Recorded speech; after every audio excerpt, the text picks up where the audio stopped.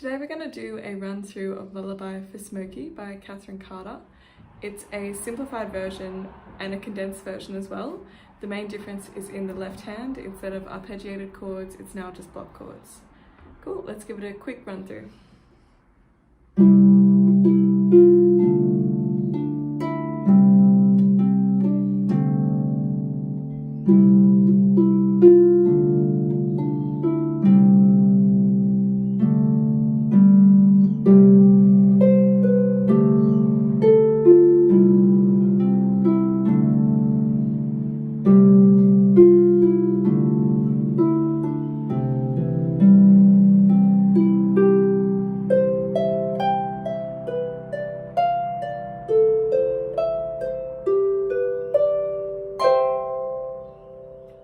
Cool, so as you can see, it's already one page compared to two. The second page is just a lot of repeats, so it's the same content basically. Cool, let's start off from bar one, just with the right hand melody. It's just a simple 2-1-2 replacing melody. So you start with just the E by itself, then E and F on, replace to the D. Now same again, D, E on, replace to the C. And now just C, D, C. Replace back to C. So one more time, E, E and F on, replace, D, E on, replace, and then C, D, C, replace.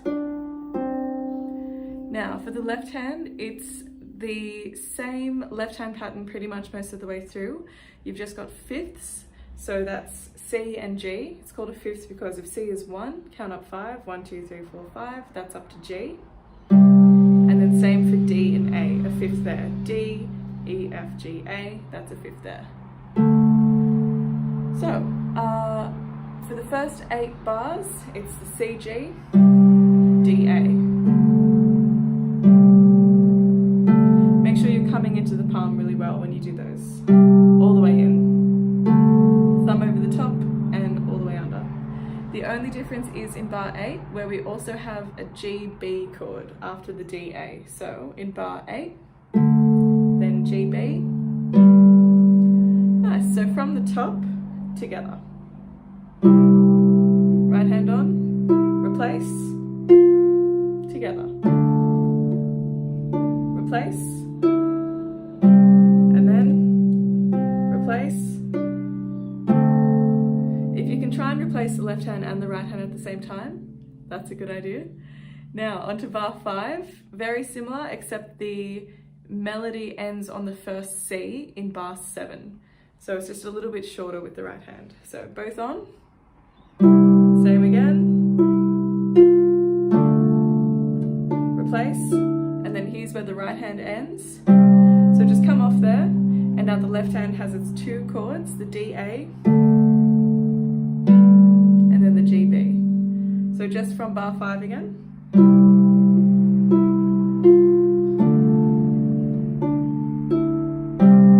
And then, cool. Okay, on to bar 9. This one's a bit more straightforward, I feel. Less replacing, it's just descending groups of 3.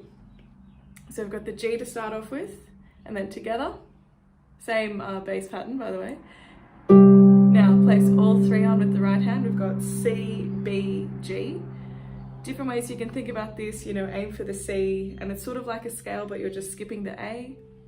Maybe, I don't know whether you see it as the C, B together or however you see it. But just get used to that sort of funny little shape of the 1 and 2 finger right next to each other, and then the G at the bottom. And then the next one is A, F, E. This time we're skipping the G. So one more time is G, C, B, G, then A, F, E, and then it ends with C, E, D. So a little replacing here. And just coming into the palm each time as well. So let's try it with the left hand again. No surprises with the left hand, same shapes as before. So, all 3 on, and you can get the left hand ready too. Together. Now, A, F, E, and then the C in the bass bass as well. Together. And now C, E, ready for the D to come in with the D chord. Replace the left as well. Together. One more time. All three on. All three on. And then replace.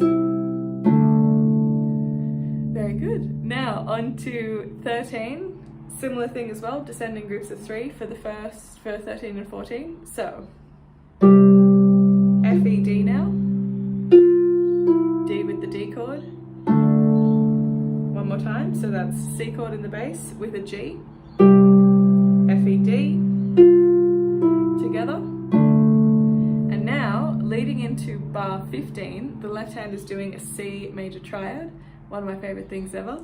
So it's C, E, G, 3, 2, 1, and we just come into the palm, just stepping one at a time. So the C is going to play with the C, both the C's together. We have E, D, C with the right hand, so we're stepping down with the right and up with the left. So together with the C's. That's it. So just think of E by itself, D by itself, and then the C's together.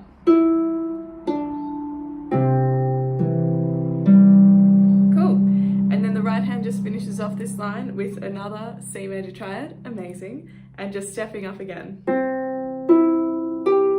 So just coming into the palm like that. So from the beginning of 13, we've got a G just by itself, well, a G with the C chord, but not joining anything. Group of 3 on, F, E, D, D with the D chord, and now we've got our triad ready in the bass. Then together, and then another triad in the right hand. Cool, on to the last line. If you have a quick look here, you can see that there's a little 8 VA and then a dotted line all the way across. That means we're now going from this sort of area up to this area. So we're moving up by an octave. That's what the 8 VA means. Octave, 8, octopus, that sort of thing. So this last section here is a little bit of a play with a triad shape. As I mentioned, I love triads. So we're starting up here and we've got the C, E, G from a triad, but we're just splitting it over 2 hands. So the left hand, just with our second finger, has the C. The right hand has the E, G, E. So it's just stepping up and then down. Nothing crazy. So we just play the C, come off but don't move away, just sort of hang out in this area, and then we go E, G, E with the right hand. Replace, and then we come off, and again we're just sort of staying around this area. So one more time, replace, then down to a B triad, same thing. So we're just replacing back to the D. Down to an A minor. The trick with this one is to make sure both the hands are on at the same time before we start. Replace. And then for the final G triad, we're just going G, B, D and coming off. So G, B, D. No replacing. So one more time from 17. Replace. Onto the B chord. Replace. A minor, and this time just 3 notes. That's it for 17, and now onto the last bar here. We've got our C and then E, G, F. If you're wondering which C to go to, it's the one right in the middle of that triad that we just did there. So there's the B, D with the right hand, this C here. So we've got C, and then 3, 2, 1 with the right hand, E, G, C. Nice! You have some options there. You can do it as a big chord. You could try rolling it slowly. Up to you. If you do roll it, make sure that this C is the loudest one. But a block chord works as well too. Cool. All right, I hope that helped. That was the Lullaby for Smokey run through. Have fun with it, give it a go, and yeah, thank you for watching.